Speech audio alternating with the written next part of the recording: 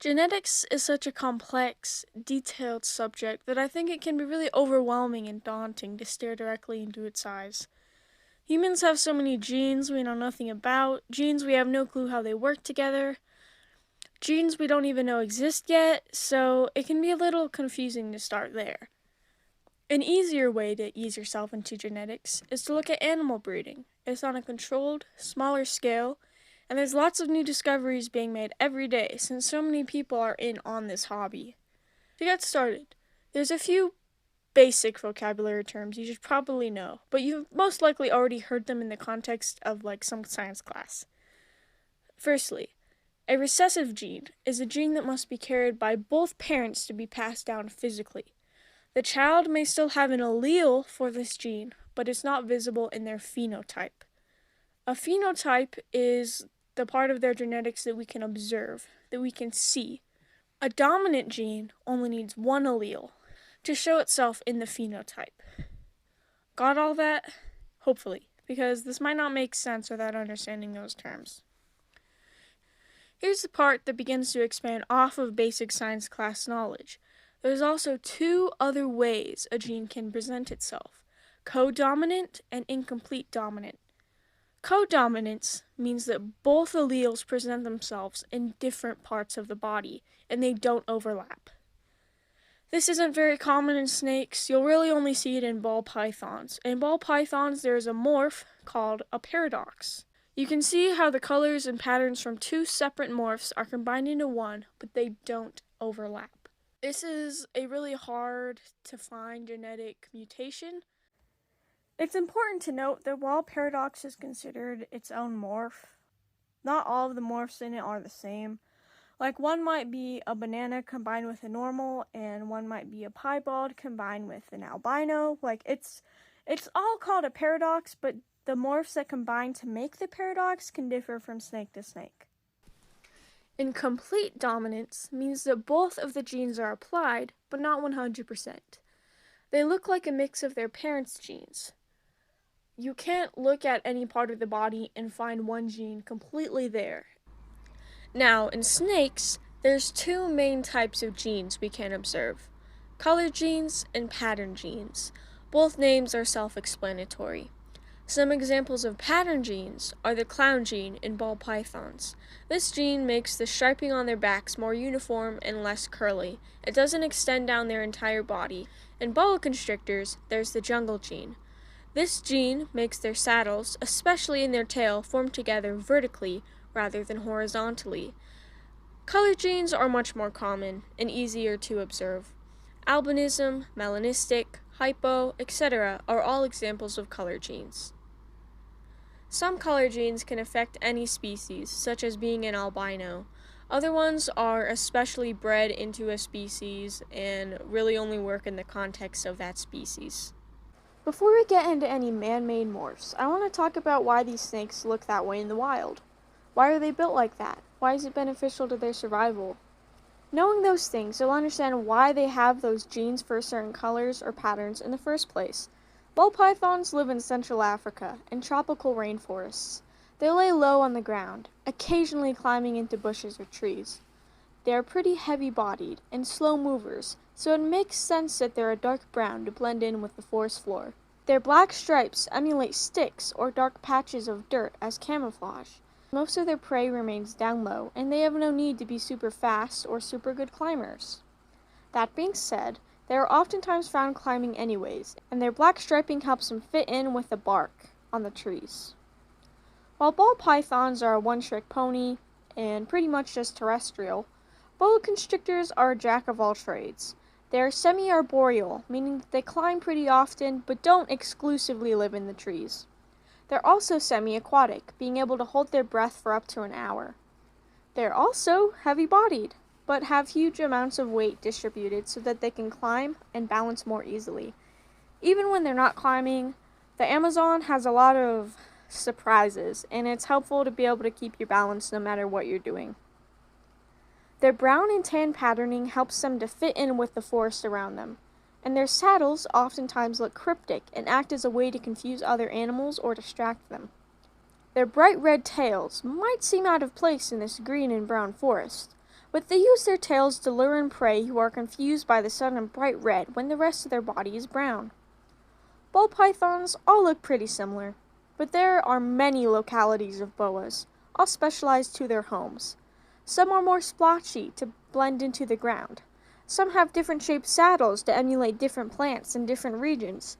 Some boas use their red tails as bait and wave them in front of birds who associate red with food and try to strike them.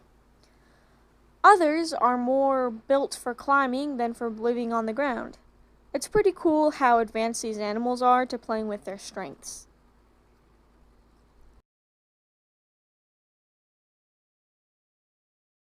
What are some common ball python morphs? To start, here's what a normal ball python looks like in the wild. Notice their dark brown coloring and patterning that stretches all the way down their belly. Here's a pastel. It retains the long stripe like a normal has, but is a much lighter shade of brown. This means it's a color gene. The pastel gene is something called polygenic, which means that it gets improved with every generation. It's not exactly codominant, it's not recessive, it's not always dominant, it kind of just exists. And they realized that as pastels got bred more and more, the colors got lighter and lighter. It basically just lightens whatever other morph is in the genes. A pied, or a piebald, is defined by how its pattern is in spots, rather than all together, and separated by white in between these spots. This is a pattern gene. A piebald is a recessive gene. Something important in ball python breeding is the concept of a super. A super is when both parents carry the recessive gene for a morph and both are passed down, creating a more extreme look to that morph. Normal pastel, super pastel, normal fire, super fire, normal banana, super banana, normal clown, and super clown. Now, for some boa morphs. They really have like a whole other thing going on. There's not really a single type of normal boa, as this species spreads across 2 continents and can look wildly different. But here's what a Suriname boa constrictor looks like, also known as a true boa constrictor, and here's what a Central American boa constrictor might look like in the wild. Boas are really good for showing pattern genes. Here's an AZTEC gene, named after the complex patterning on its back that sometimes resembles temples. Here's a motley. They make the patterning much more square. They also tend to take on darker colors. They become very vertically stripy and have less spots. For color genes, there's the basic albino, which boa constrictors actually have different variants of albino. Most snake species only have one. And there's also melanistic boas and ANERY boas, which take on a much darker shade. Now I'm going to rapid fire name some morphs because I don't have time to go over all of them, but I still think they're really cool. And I think it's really cool how many different ways one single species can look. So, highway, acid, a blue-eyed leucistic, mystic potion, candino, mojave, coral glow, enchi, and sunset. And then for boas we have blood, Boa Central, Eclipse, Leopard, Ghost, Snow, and Sunglow. Okay, lastly, I wanted to talk about how these genes combine. I'll be showing some gene combos in the background as I'm talking. This is the unknown part of snake breeding. We don't exactly know which genes can exist together. Which genes are of the same allele, meaning that they can only mix or only one will exist at a time. Which genes are not on the same allele, or how many different combinations would look if bred together. It'll be fun to keep up with the reptile community as we learn more and more about these genes.